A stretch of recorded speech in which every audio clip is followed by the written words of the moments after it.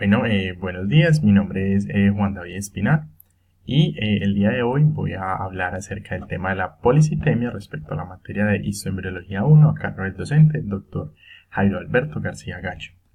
Como concepto general debemos entender que la policitemia es el incremento, en este caso, de las células del tejido conectivo sanguíneo, que va a superar valores estándares. Vamos a tener entonces, por ejemplo, un incremento de los eritrocitos. Normalmente la proporción de eritrocitos en las personas no supera los 5 millones y medio por metro, en este caso por metro cúbico, por milímetro cúbico. Pero lo que va a suceder entonces en la policitemia es un aumento de esa proporción a nivel de la sangre.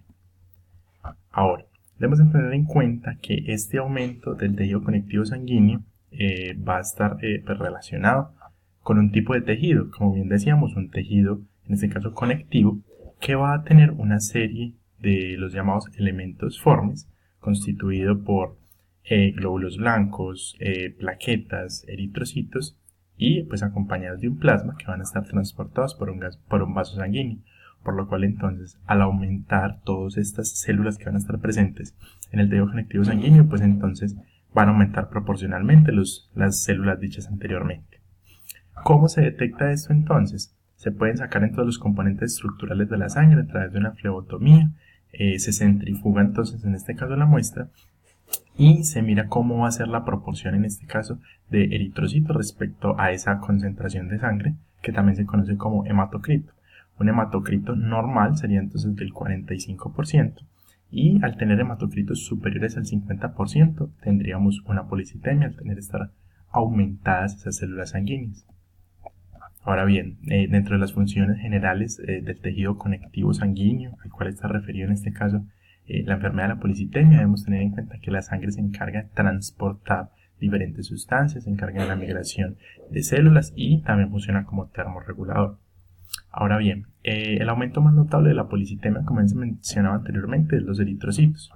Y para poder entender cómo se da este aumento de la policitemia, debemos entender qué es lo que sucede en la producción de células sanguíneas, que es lo que se conoce como la hematopoiesis. Este proceso, recordemos que debemos remitirnos a la médula ósea, en donde a partir de una célula específicamente, que va a ser, en este caso progenitora, se van a dar diferentes linajes de células. Ahora, esta producción, como bien se dijo, se da entonces en la médula ósea a partir, digamos, de dos estructuras principales.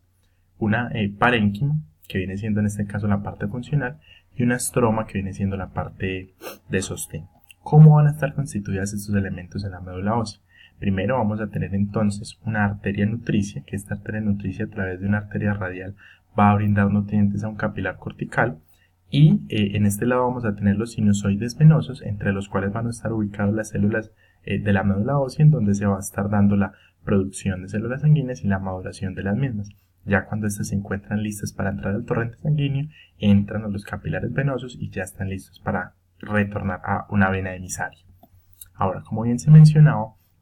y gracias a esta ilustración de la clase del Dr. Jairo se puede ver mucho más claro, es que el estroma, dentro de su parte pues, de sostén, va a tener lo que nosotros vamos a conocer como fibras reticulares, células reticulares, va a poseer célula mesenquimática, un sinusoide por el cual se va a dar la salida de las células maduras y diferentes macrófagos. Por el lado de la parénquima, que es la parte funcional, vamos a tener la formación de eritrocitos, la formación de leucocitos y principalmente la presencia de una célula, en este caso progenitora muy importante, que se llama la célula madre hematopoyética pluripotencial, la cual va a ser la precursora de las diferentes líneas sanguíneas que se pueden dar entonces. Ahora, debemos tener en cuenta que las células progenitoras tienen una serie de características y, digamos, en la producción eritroide se sigue un linaje específico. Primero tenemos una célula madre hematopoyética pluripotencial, la cual no tiene ninguna restricción, es decir, que produce, digamos, si se puede llamar así, deliberadamente muchas células. Luego se da la célula progenitora mieloide común, que es menos restringida, es decir, multipotencial, y una célula progenitora eritroide, que es muy restringida porque solamente da el linaje de los eritrocitos. Ahora, si se quiere seguir en esa eritropoiesis, a partir de las células progenitoras que se mencionaron anteriormente, pues entonces vamos a tener la presencia de un proeritroblasto, después un eritroblasto basófilo, un eritroblasto policromatófilo, un eritroblasto ortocromatófilo, policromatófilo, que ya se va a tratar este eritrocito policromatófilo como un reticulocito para tener en este caso retículo endoplasmático, y finalmente un eritrocito. Ahora ese eritrocito pues va a tener unas características básicas que va a ser una morfología. Esa morfología entonces va a ser una forma bicóncava gracias a las diferentes proteínas que lo conforman, y esa proteína o el de las proteínas principales que lo conforman va a ser entonces en este caso la hemoglobina, que gracias a esa forma bicóncava facilita que la hemoglobina pueda realizar el transporte en este caso de oxígeno a los diferentes tejidos.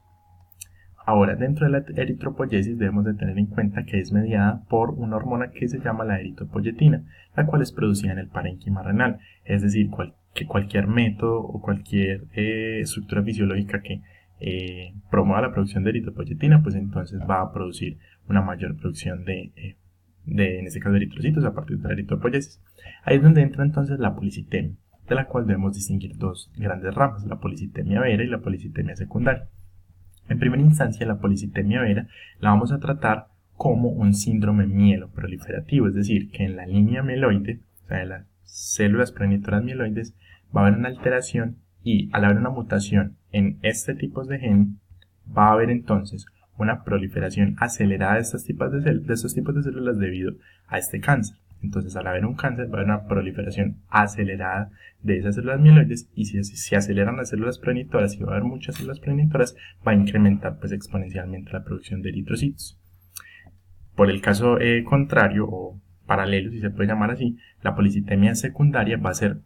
una cuestión más fisiológica, es decir, que van a haber una serie de factores que van a propiciar que se aumente la cantidad de eritrocitos a nivel de nuestro organismo sin necesidad de la presencia de un mieloma o un cáncer asociado a eso. Por este caso, entonces vamos a tener la policitemia fisiológica, que el primer causante sería, por ejemplo, las personas que viven a alturas muy altas, debido a que al tener alturas muy altas, pues entonces vamos a tener una presión de oxígeno muy baja, es decir, una presencia de poco oxígeno. Entonces, al haber poco oxígeno, las personas van a desarrollar más eritrocitos porque los tejidos van a necesitar más oxigenación. Al haber poco oxígeno, se producen más eritrocitos para que el poco oxígeno que haya se pueda distribuir bien para la oxigenación.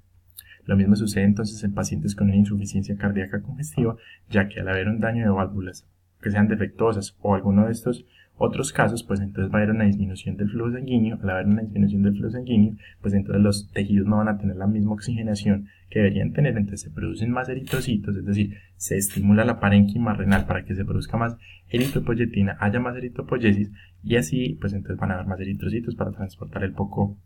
oxígeno que se está dando. También, digamos, una causa patológica puede ser una baja hemólisis, es decir, que nos estén destruyendo en este caso, eritrocitos en lo que nosotros conocemos como la pulpa roja del vaso. Entonces, si no hay una destrucción, pues entonces obviamente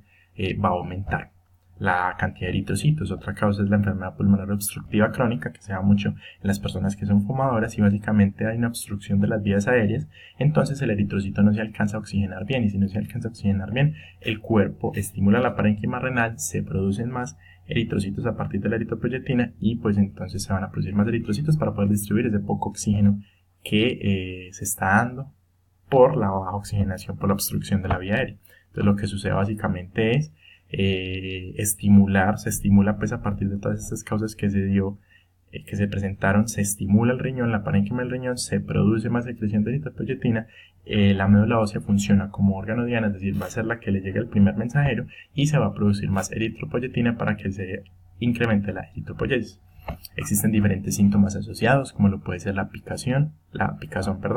dolor de cabeza, mareos, sangrados, debilidad y fatiga, que básicamente pues van a estar muy de la mano con que, como no hay buena oxigenación, se producen muchos eritrocitos. Entonces obviamente la persona va a sentir fatiga, se va a cansar muy fácilmente y cuestiones muy parecidas a esto. También debemos tener en cuenta pues que hay factores de riesgo, y es que los pacientes que son mayores de 60 años van a ser más propensos a que se dé esto, y existen distintas complicaciones debido a que al presentarse mayor cantidad de, en este caso, eritrocitos por una policitemia, pues entonces la sangre se va a hacer más viscosa. ¿Por qué? Porque recordemos que con esta policitemia se aumentan todos los contenidos, en este caso, de la célula. Entonces las plaquetas también se pueden ver aumentadas, y los factores de coagulación pues entonces van a estar ahí también afectados. haciendo la sangre más viscosa, facilitando la formación de coágulos, y si facilitamos la formación de coágulos, pues entonces se van a formar en este caso trombos a nivel pues coronario o a nivel cerebrovascular, que pues nos pueden producir accidentes cerebrovasculares o un mismo ataque cardíaco.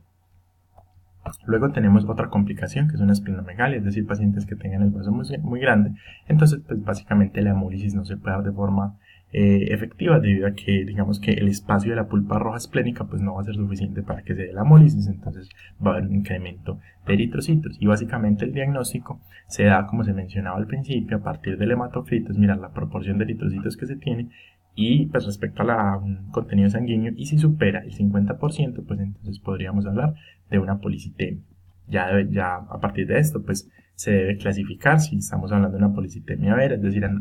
se debe hacer un análisis de la médula ósea para ver si el fallo viene siendo como un síndrome mieloide, es decir, canceroso y que se está proliferando mucho la línea mieloide, o si estamos hablando de una policitemia secundaria que es por factores fisiológicos que pueden ser intervenidos por diferentes medicamentos y cuestiones pues de este tipo. Básicamente esto es en lo que consiste la policitemia. Muchas gracias.